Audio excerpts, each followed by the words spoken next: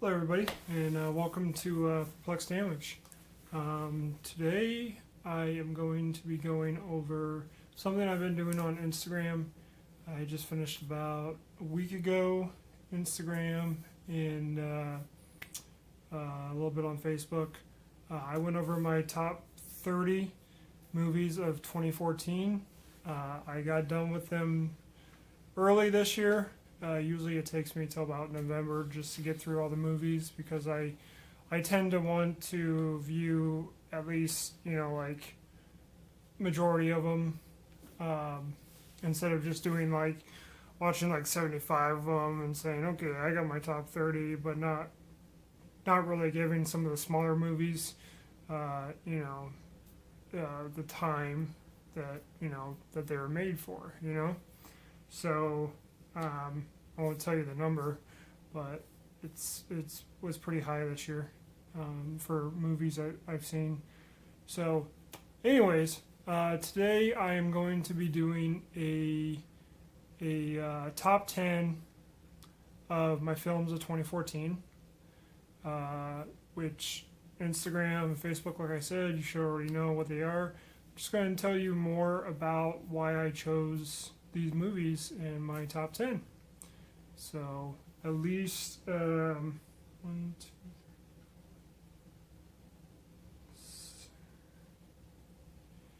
two, at least 5 of these. Half of these are like 9 ratings, and then the second 5 is are 10 ratings, and it's actually I think that's the most for a little while that I've given perfect 10s on. So this year last year was really good. It was a fantastic year for films, and it's probably the best. And I say, remember back in the 90s when like 94 through 96 were really good years. Yeah, this is one of the best. So we definitely got some good stuff last year. So a lot of stuff to remember. So all right, so I'm just gonna go through them. Okay. All right. So my number 10 was a movie called Captain America: The Winter Soldier. Gotta be honest with you. When I first heard, before they did Captain America: The First Avenger, when I heard that Chris Evans, who before was clearly the Human Torch for a couple movies, when I heard that he was going to be Captain America, I was like, oh, what, really? Seriously? I mean, it's Human Torch, but and when I saw Captain America: The First Avenger, I wasn't too thrilled with it. I just thought it was okay. I just kind of thought it was kind of slow and kind of like, by the book. It wasn't quite like the original Iron Man, like what that was. And I understand that they can't do, modern day for Captain America. They got to go back to the 40s and, 40s and 50s and stuff like that. But so I wasn't too thrilled about it. And then when the Avengers movie came out, I started about halfway through that. I started realizing, okay, Chris Evans is Captain America pretty well. But actually, this movie pretty much it guaranteed to me that Chris Evans was officially Captain America. This was just such a great sequel. There's a lot of good action sequences. Winter Soldier, Bucky. I mean, he was awesome in it. Falcon was pretty good. Black Widow was, as always, she was pretty sexy to watch, and she kicked some butt. Supporting cast: Robert Redford, Samuel L. Jackson. They all did what they were supposed to do. It was really good, and I think after seeing Age of Ultron. I do still like the Winter Soldier and Guardians and the original Iron Man. I do like those better than Age of Ultron. And knowing for fact that Civil War is coming out and they just threw in all those names and all those characters that are going to be part of Civil War, I think it's pretty much going to be like the Avengers 3, pretty much. And it's just going to be awesome. So regular disc here. So yeah, definitely worth watching. I will definitely check this out sometime in the near future. And also the directors of this, the Russo brothers, are also going to be doing Civil War and both of the Infinity Wars. So very excited for that. So all right, number 9 is I still got stickers on the cover here. I gotta peel those off one of these days. Is a sequel, and it is Dawn of the Planet of the Apes. This movie I saw in theaters, and I saw this. I was in the back row, and I was just like edge of my seat the whole time. This movie was so well done. The CGI was flawless with the apes. Caesar was amazing. Serkis, Andy Serkis was brilliant as him. You felt emotion for the apes. Just like they were just like normal humans, which was pretty amazing. The supporting cast was all pretty good. Jason Clarke, Gary Oldman, Kerry Russell. Gary Oldman is actually one of my favorite actors of all time. I just think that he's pretty awesome. So yeah, this totally it's just an amazing movie, and can't say much else about it other than just watch it. So it's pretty sweet.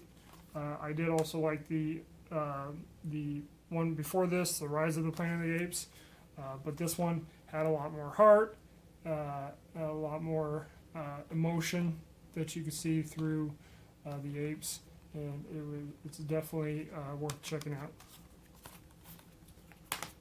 Okay, number 8 is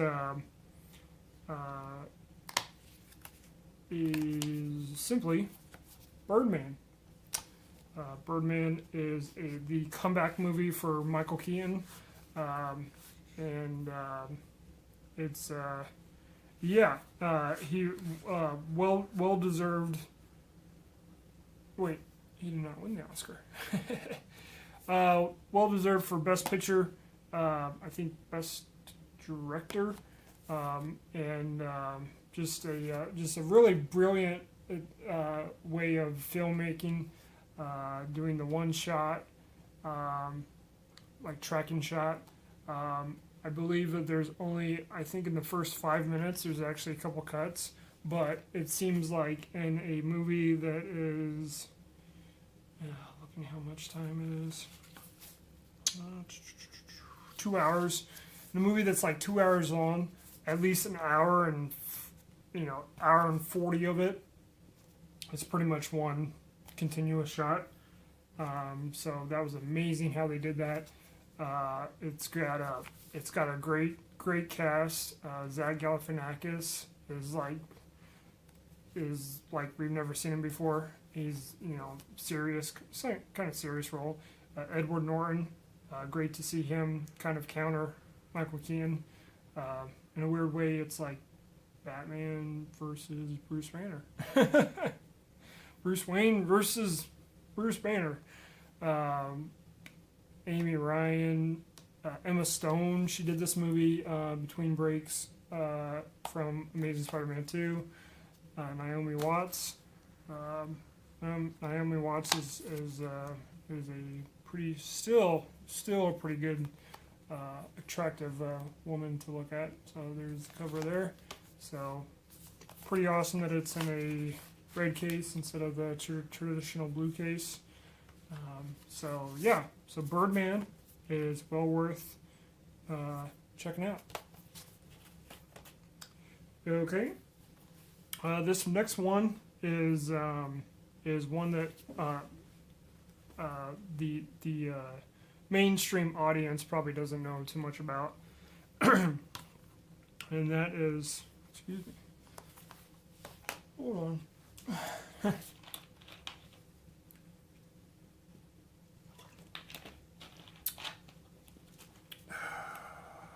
I'm at 10, 9, 8, 7, 7. All right, and that is, it stars Scarlett Johansson, and it is Under the Skin. This movie is, I really don't want to give too much away about it, but let's just say it's about pretty much about a woman. I'll give you kind of like a cheap version of it to explain. It's about a woman that that uses her looks and her body to basically draw men in, you know, and she messes with them, and tends to get very emotional, and it's got an ending to it that you're just like, you know, you kind of feel, you know, kind of bad, kind of sad, and you're just kind of, you know, quiet at the ending and stuff like that. But yeah, it's just about how a woman can manipulate men, and yeah, I won't give away too much about it. I will say that that if you're a fan of Scarlett Johansson, definitely check this one out, because there's a couple scenes where, not to get too graphic, but yeah, you would definitely want to check this one out. So, Under the Skin, pretty good stuff. Got a nice little slip cover here.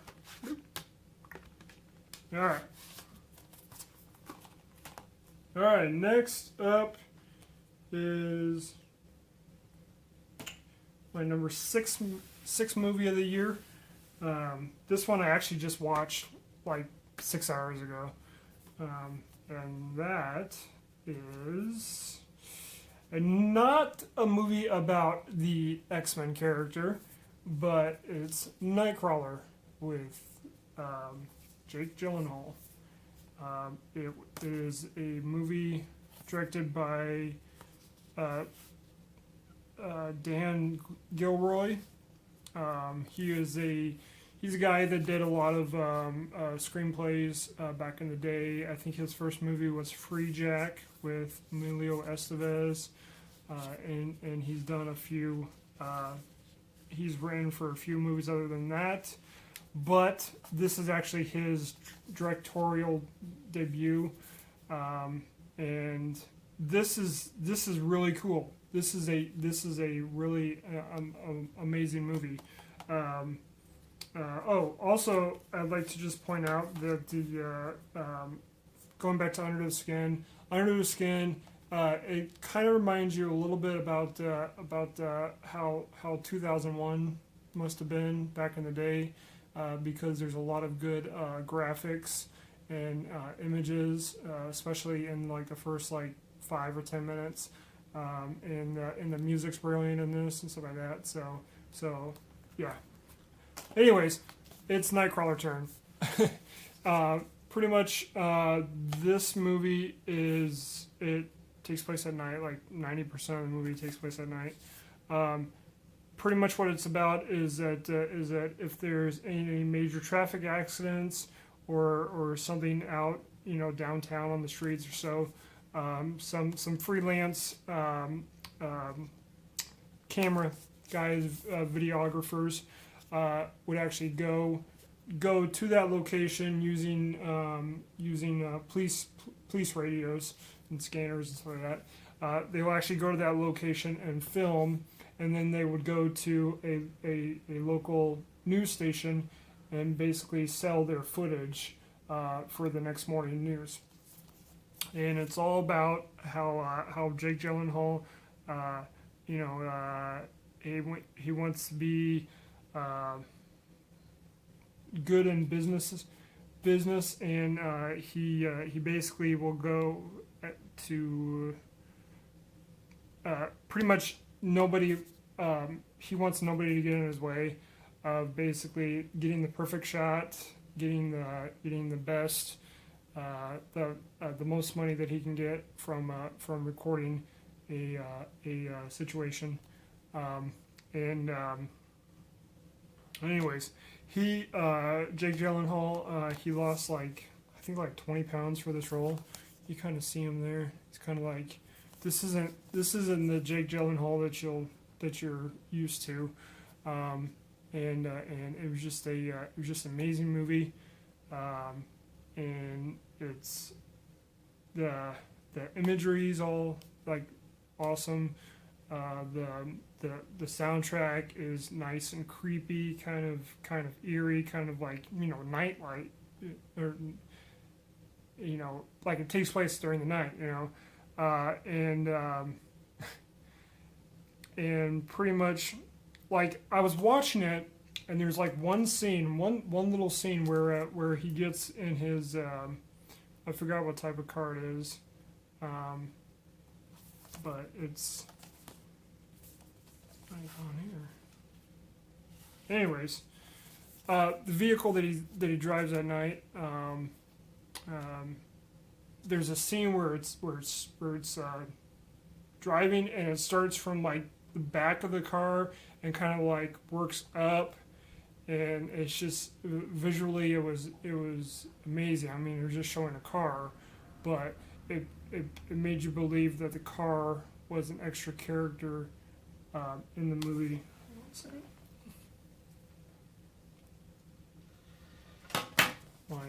My Blu-ray player was open. Close it. But it made you seem like it was another type of character in the movie, but it's definitely worth checking out, and it is very good. It also has it's got Rene Russo and Bill Paxton, and actually I did some research, and Rene Russo's in there because she is the wife of the director. So very cool. So Nightcrawler, check this one out. All right, and number 5 was probably a global surprise to a lot of people. This was a movie that when the trailer first came out and debuted, before that, most people were probably like, it's probably going to be okay, but then when the trailer came out, everybody was like, oh, did you see that trailer? It was so cool. And the excitement just builded, and then 4 months later, it was released, and just became a household name, and that is Guardians of the Galaxy. Guardians of the Galaxy starring Chris Pratt, Zoe Saldana, Dave Bautista, Vin Diesel, Bradley Cooper. Just awesome Marvel Studios movie.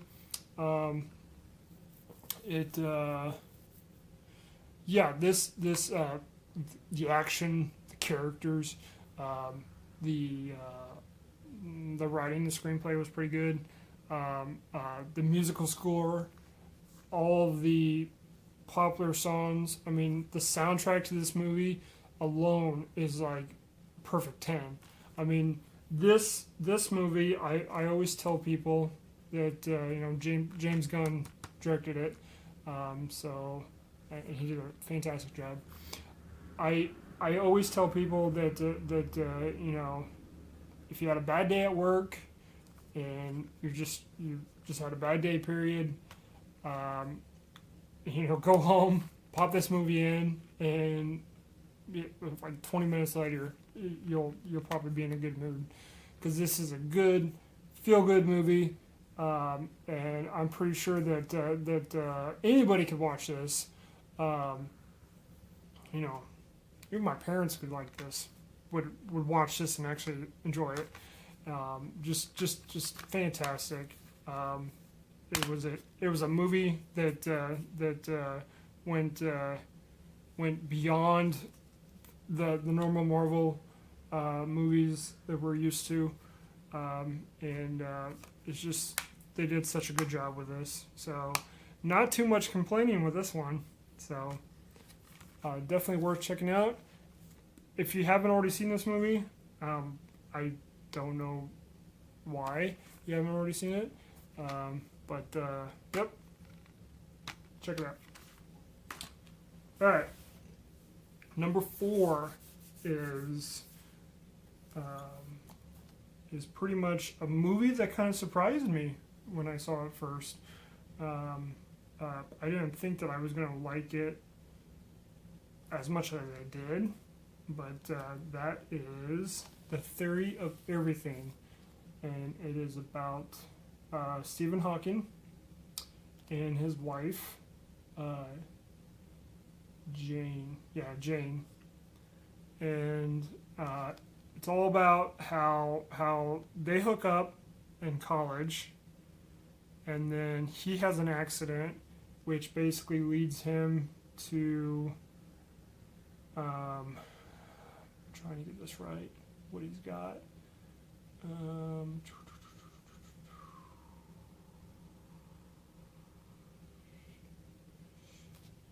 Yeah, it's not coming to me. Oh my goodness, I should know this. Forgive me, I don't want to say the wrong thing that he has. But anyways,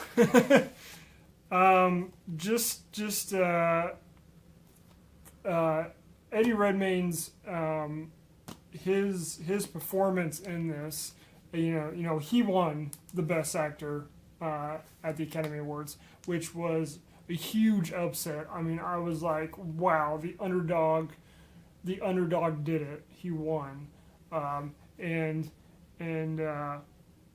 his performance. They said that they said when he was on set, he would make sure that he sat in a certain position, and to basically not to make his body do that, but he actually to get it down pat, and it was just brilliant to see him in this.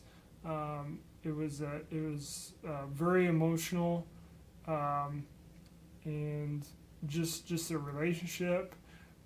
I did not know too much about Hawking other than stuff that I've seen in like Big Bang Theory and stuff like that. So being able to watch this with kind of like an open mind, it was just amazing to watch this movie. Excuse me. While I don't really agree with some of his stuff, I will just some of his theories and stuff. I won't go too far into that, but I do, as a movie watcher, as a movie buff, I do appreciate this movie, and this movie is simply a masterpiece, and it is fantastic. So if you haven't seen this movie yet, go ahead and give it a try. It is not your boring biopic like some of them out there, but just a lot of great performances, and yeah, congratulations to Eddie Redmayne. In the past, I haven't really been that big of a fan of Eddie Redmayne. I think some of his roles are kind of like creepy, but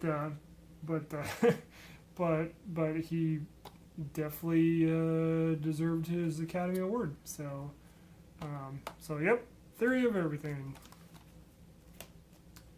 All right, number 3. I'm a huge Marvel fan, and I've been a fan of this particular book for since like 92, 93. I grew up liking these guys. I still like these guys, and yeah. Anyways, it is X-Men: Days of Future Past is my number 3. This was very good. Bryan Singer returns to do X-Men: Days of Future Past, and all the characters from First Class and the original trilogy, they came and combined together, and then you got to see a lot of, especially in like the first 10 minutes, you got to see a lot of the characters like Iceman, for example, Bishop. You got to see them actually use their powers like they're supposed to, and just amazing movie. Great installment into the series. This is up there with X2 and First Class. This is, this definitely makes up for Wolverine Origins and X-Men 3. I still kind of think X-Men 3 is pretty good, but there's a difference between pretty good and near masterpiece. So about 2 or 3 different numbers, but still amazing movie. I got the steel book here. I don't have too many steel books, but I definitely wanted to get this one. Just amazing. I'll show you the inside of this. I don't know if you've ever seen this, but it's a great little artwork there.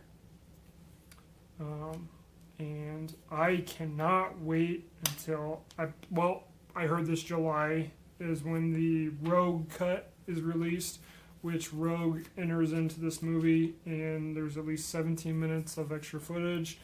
I can't wait to see what they do with Anna Paquin's character. And then also, X-Men Apocalypse is now filming now, and I can't wait until that movie comes out. Apocalypse next to maybe like Mr. Sinister and stuff like that were always villains that I really wanted to see, and now we can. We were able to see the Sentinels in this series, or in this movie. I enjoyed the Sentinels from the 70s, back in the 60s, 70s. I enjoyed what they did with those. I wasn't too... The future Sentinels, they got to grow on me a little bit, but they're pretty good for what they are. But I've never really been like, oh my goodness, those are so good, so cool, But yeah, definitely worth checking out if you are a Marvel fan at all, X-Men fan. Definitely worth checking Days of Future Past out. The cast did really good, and. Yep, and on a side note, Hugh Jackman is only going to be Wolverine for Apocalypse and Wolverine 3. So, then he's done. So, but, yep. Can you believe it's already been 15 years of X-Men? This summer would be 15 years of X movies. Crazy. All right. All right. Number two is a movie that it took a long time for them to make this. To be precise, about 12 years. And that is a film by Richard Linklater, and that is Boyhood. Boyhood stars Ethan Hawke, Patricia Arquette, and then the little boy is not coming to me.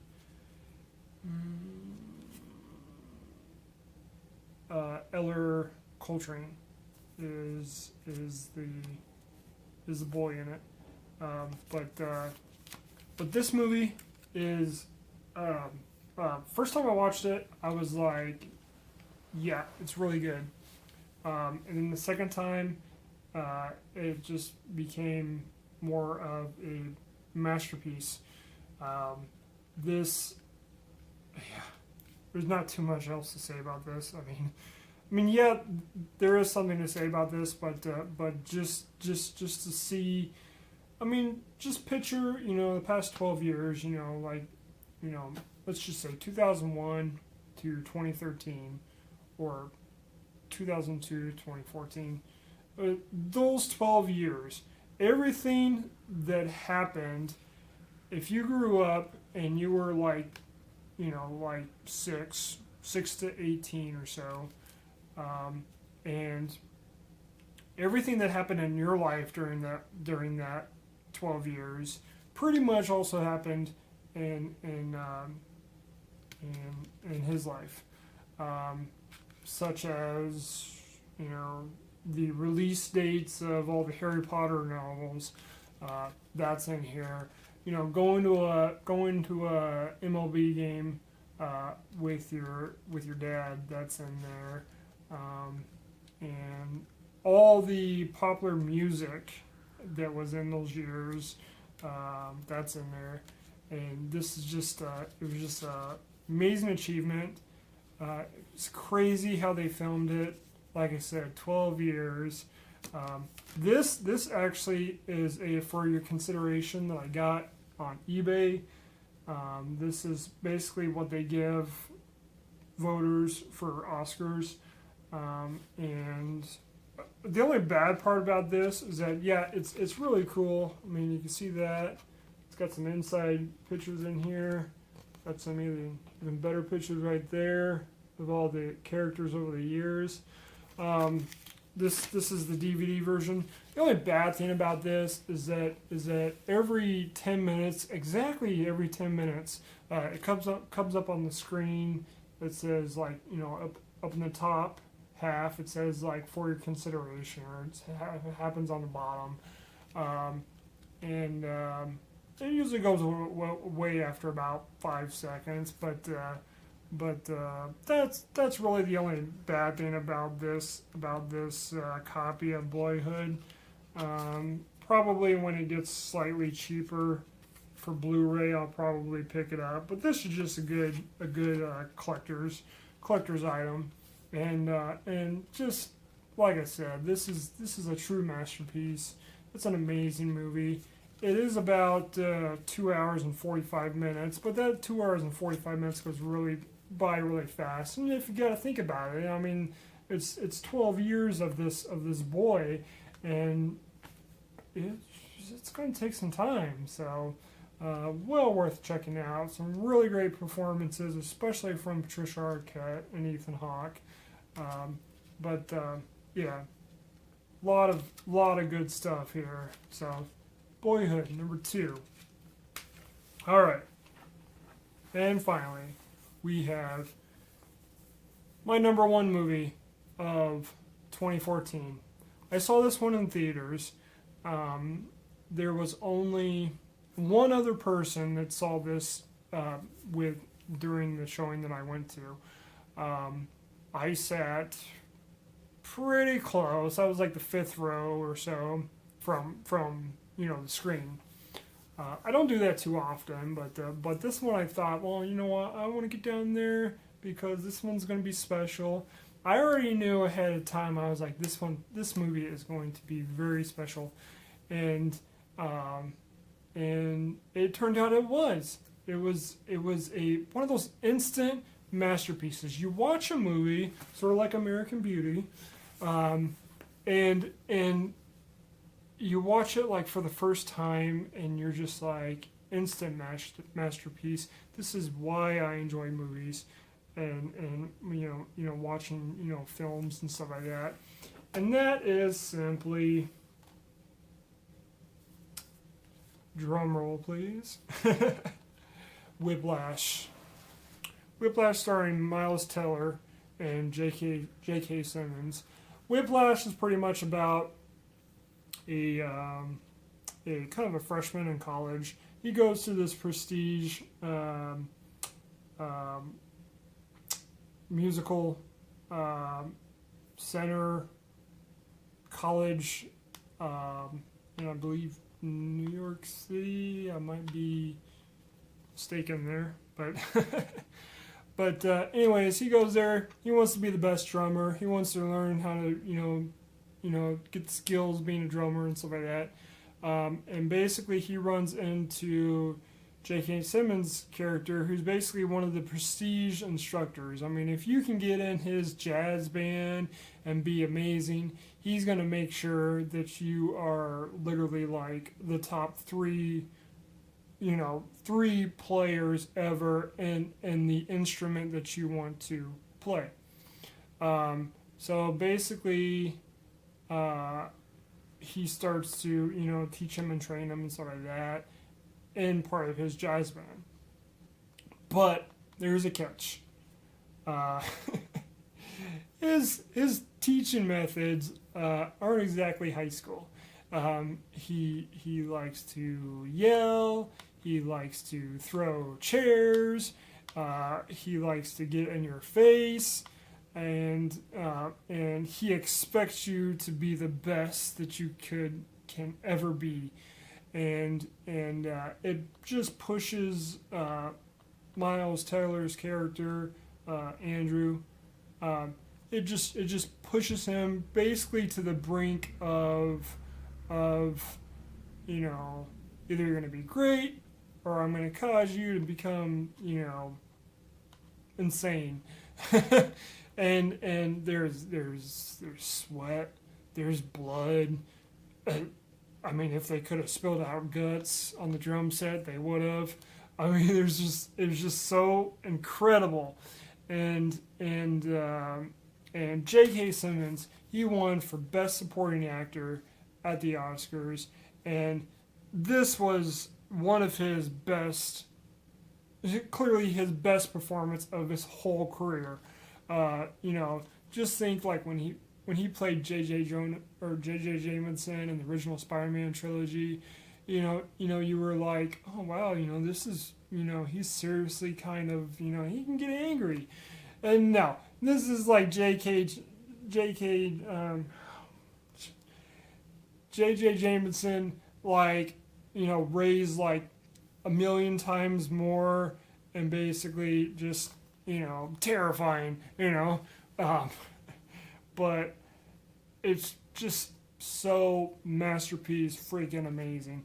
And then the final 10 minutes of this movie is so awesome that when it's all done and the credits start to roll, you're just like holding your breath, like, and you gotta force yourself to relax, because this movie is such an intense ending, and probably one of the best endings I've seen in 20 years.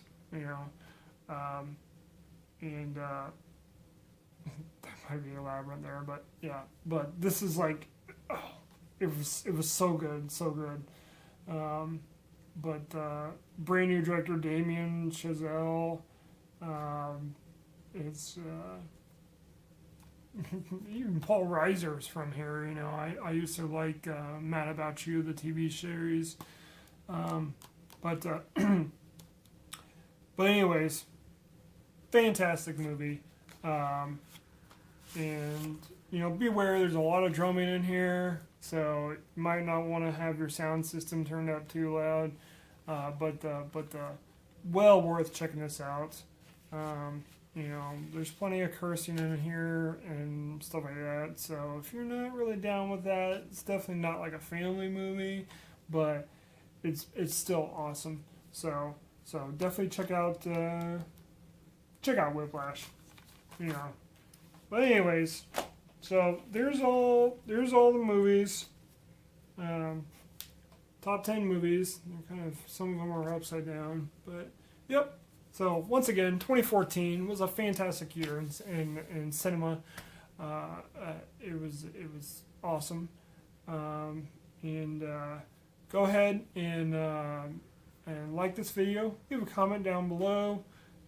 If you've seen any of these movies, if you enjoyed any of these movies, leave a comment saying, hey, this is a good movie. Why isn't this movie in there? And, why isn't that in there?